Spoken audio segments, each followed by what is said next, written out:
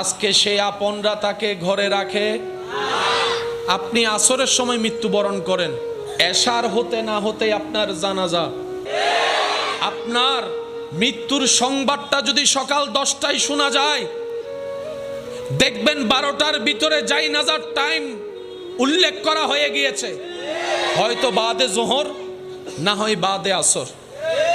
সূর্য ডুবার আগেই আপনার লাশটা কবরে চলে যাবে।